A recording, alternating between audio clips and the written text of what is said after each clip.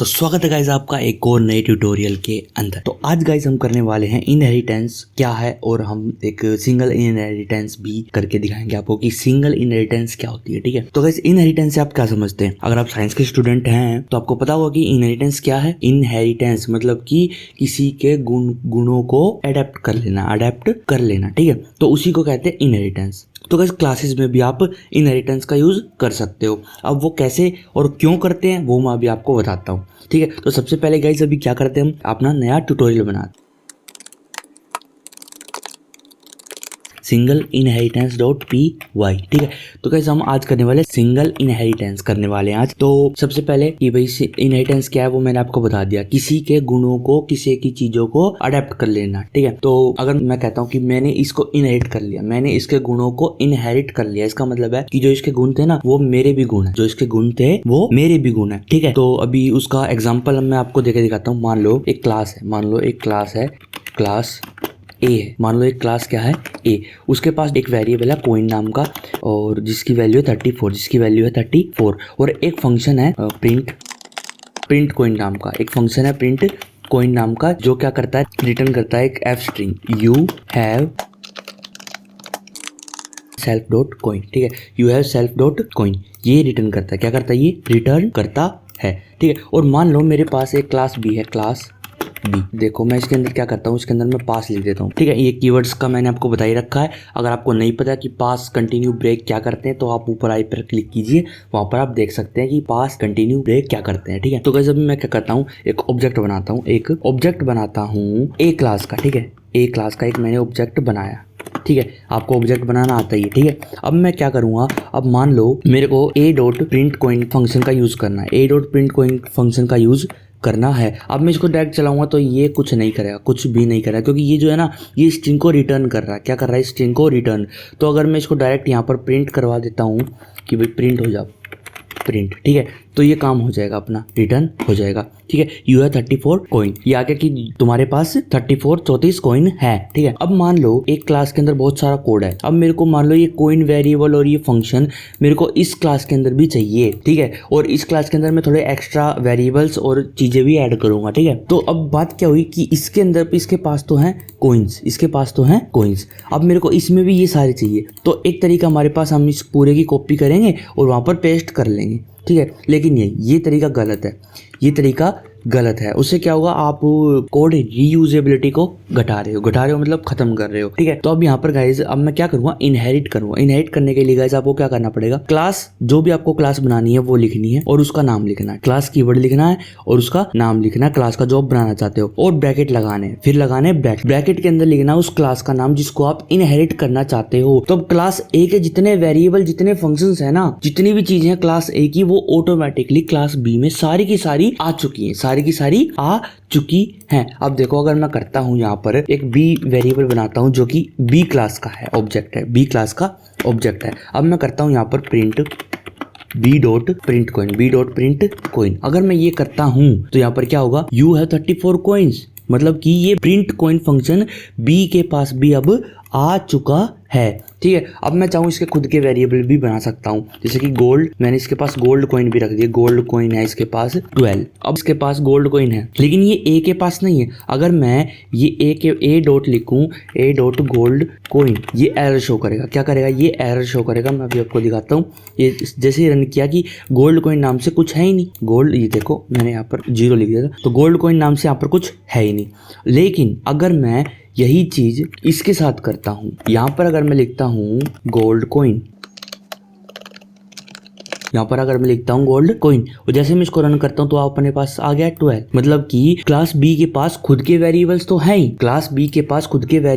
हैं ही, साथ के साथ ए के भी जितने वेरिएबल्स फंक्शंस हैं वो सारे भी इसने इनहेरिट कर लिए हैं। तो यही है गाइस इनहेरिटेंस। तो इनहेरिटेंस गाइस 3 तरह की करवाऊंगा मैं, सिंगल, मल्टीपल और मल्टी लेवल। ये हमारी सिंगल इनहेरिटेंस है कि एक क्लास को दूसरी क्लास में इनहेरिट कर देना। मल्टीपल में क्या होगा, 2 क्लासों को हम एक क्लास में इनहेरिट करेंगे और मल्टी लेवल में क्या होगा, पहले एक क्लास को दूसरी क्लास में करेंगे, फिर दूसरी क्लास को तीसरी क्लास में करेंगे। ये हम एग्जाम्पल के साथ देखेंगे आने वाले ट्यूटोरियल्स के अंदर। तो गाइस अभी मैं ना आपको एक अच्छा सा एग्जाम्पल देता हूँ। ये हमारा छोटा सा एग्जाम्पल था। अभी मैं इस पूरे को क्या करता हूँ, यहाँ पर कमेंट आउट करता हूँ। ठीक है, अब मैं यहाँ पर जाता हूँ नीचे और अभी मैं पिछले ट्यूटोरियल में जाऊँगा और यहाँ से जो हमारी क्लास है ना स्टूडेंट, इसकी मैं कॉपी कर लूँगा। इसकी मैं क्या कर लूँगा, यहाँ पर कॉपी कर लूँगा यहाँ तक की। ठीक है, कॉपी एंड यहाँ पर पेस्ट कर लिया मैंने इसको पेस्ट। अब देखो गाइस, अब मान लो मेरी स्टूडेंट नाम की क्लास है, लेकिन कुछ स्टूडेंट ऐसे आ रहे हैं जो कि अपनी हॉबी दे रहे हैं। क्या दे रहे हैं, अपनी हॉबी।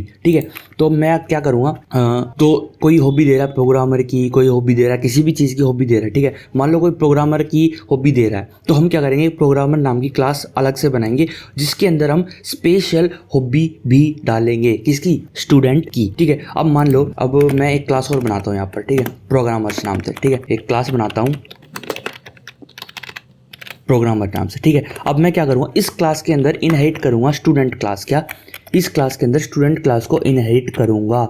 ठीक है, तो गाइस मैंने इस क्लास स्टूडेंट क्लास को इनहेरिट कर लिया प्रोग्रामर क्लास के अंदर। अब मैं क्या करूँगा, यहाँ पर पास लिख दूंगा। पास का मतलब है कि स्टूडेंट की सारी चीज़ तो प्रोग्रामर के पास आ चुकी है, यहाँ तक कि इवन ये मेथड्स, ठीक है, static method, print detail, init वगैरह सब आ चुके हैं, कंस्ट्रक्टर तक भी उसके अंदर आ चुका है। लेकिन आप उसके अंदर कंस्ट्रक्टर आप डायरेक्ट इसका रन नहीं कर सकते, डायरेक्ट आप इस क्लास कंस्ट्रक्टर नहीं रन कर सकते। ठीक है, तो कंस्ट्रक्टर को चलाने के, स्टूडेंट क्लास के कंस्ट्रक्टर को इस प्रोग्रामर क्लास में चलाने के दो तरीके हैं।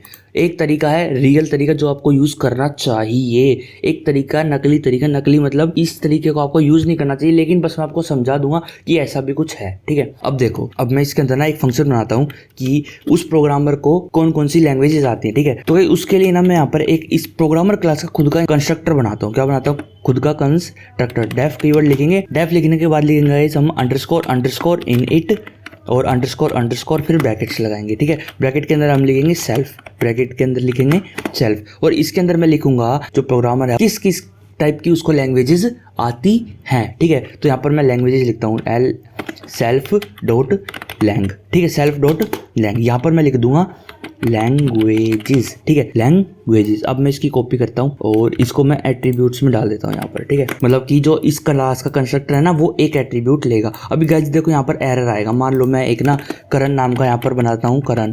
ठीक है, करण नाम का मैंने प्रोग्रामर क्लास का एक ऑब्जेक्ट बनाया। ठीक है, किस नाम का, प्रोग्रामर क्लास का ऑब्जेक्ट बनाया। ठीक है, अब इसके अंदर मेरे को लैंग्वेजेस देनी पड़ेगी। ठीक है, मान लो मैं एक लैंग्वेजेस की ना लिस्ट दे रहा हूँ। क्या दे रहा हूँ, एक लैंग्वेजेस की लिस्ट दे रहा हूँ, CPP। ठीक है, मान लो मैंने CPP दे दिया इसके अंदर कि मेरे को C++ आती है। ठीक है, तो करण को क्या आती है, C++। अब लेकिन करण का नाम, करण का रोल नंबर वो कहाँ है, करण का नाम और रोल नंबर तो देना पड़ेगा ना, क्योंकि स्टूडेंट क्लास पूरी की पूरी आई हुई है यहाँ पर, तो इसमें इसका नाम और रोल नंबर भी है ना, तो वो हमने दिया नहीं। अगर जैसे मैं इसको रन करता हूँ ना, तो यहाँ पर देखो गाइस एरर आएगा। क्या आएगा, एरर। यहाँ पर एरर क्यों नहीं आया, क्योंकि ना इसको मैंने अभी नेम की ना नेम को प्रिंट नहीं किया है, मैंने अभी नेम को प्रिंट नहीं किया है। ठीक है, तो अगर मैं मान लो करण डॉट नेम करता हूँ, यहाँ पर करण डॉट नेम यहाँ पर लेता हूँ और यहाँ पर मैं प्रिंट करता हूँ करण डॉट नेम को। ठीक है, और जैसे मैं इसको रन करता हूँ कि नेम नाम का कोई एट्रीब्यूट है नहीं प्रोग्रामर में। क्यों नहीं है भाई, यहाँ से ले तो लिया, लेकिन ध्यान रखना ये जो नेम नाम का एट्रीब्यूट है ना, ये जब बनता है इंस्टेंस का वेरिएबल, ये जब बनता है जब आप इस स्टूडेंट क्लास के कंस्ट्रक्टर को चलाते हो, ये तब बनता है। ठीक है, तो ये तो प्रॉब्लम हो गई। तो आप क्या करो, यहाँ पर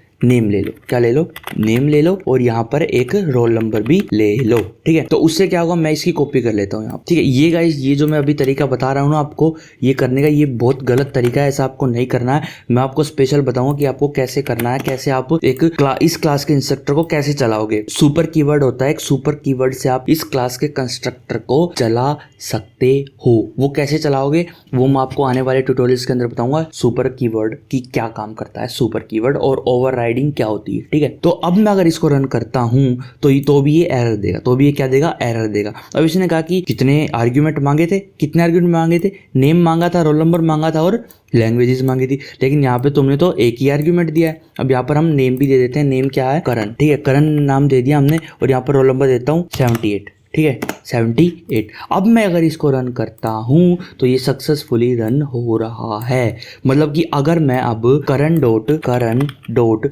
ये कोई भी फंक्शन अगर मैं चलाता हूँ, लैंग चलाता हूँ, अगर मैं करण डॉट लैंग, मतलब कि लैंग मतलब इसका मैं लैंग्वेजेस देखना चाह रहा हूँ कि वो है क्या, तो मैं ना एक फंक्शन बनाता हूँ यहाँ पर def print lang, print lang, languages को प्रिंट कर दो सेल्फ। ठीक है, मैंने इसके अंदर सेल्फ ले लिया है। ठीक है, अब मैं क्या करूँगा यहाँ पर मैं करवाऊँगा प्रिंट सेल्फ डॉट लैंग।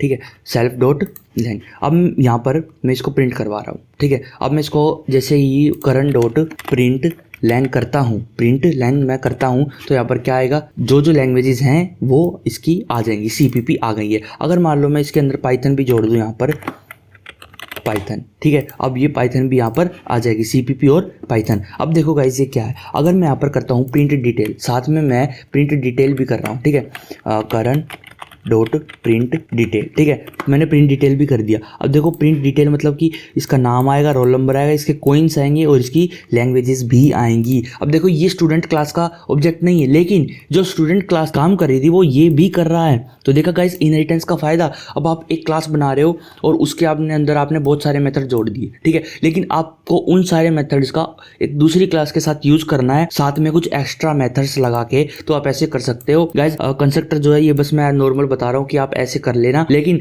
मैं आपको जल्दी ही सुपर कीवर्ड के बारे में बता दूंगा। उसके बाद आपको ऐसे कंस्ट्रक्टर को रन नहीं करना है, डायरेक्ट आप सुपर कीवर्ड का यूज करके इस कंस्ट्रक्टर को यूज कर सकते हो। सुपर मतलब है कि सुपर क्लास, सुपर क्लास मतलब कि ये प्रोग्रामर क्लास बनी है तो ये किस क्लास के इनहेरिटेंस से बनी है, स्टूडेंट। तो स्टूडेंट क्या हुई, सुपर क्लास हुई, सुपर मतलब बड़ी क्लास हुई। ठीक है, जिससे ये बनी है। ठीक है, तो ये सुपर कीवर्ड का काम जो है वो मैं आपको अगले ट्यूटोरियल्स के अंदर बताऊंगा। तो आज के लिए गाइस इतना ही, फिर मिलते हैं आपको नेक्स्ट ट्यूटोरियल के अंदर। गाइस वीडियो को शेयर करें अपने दोस्तों के साथ, वीडियो को लाइक करें, चैनल को सब्सक्राइब करना बिल्कुल भी ना भूलें। ऐसे ऐसे कंटेंट आपके पास आता रहेगा और बढ़िया बढ़िया प्रोजेक्ट्स आने वाले हैं जल्दी। अपनी जो कोर्स है ये पाइथन का कंप्लीट होने वाला है और बाकी चीजें बाद में। गाइस मिलते हैं फिर आपको नेक्स्ट वीडियो के अंदर, तब तक के लिए bye, see you in next video.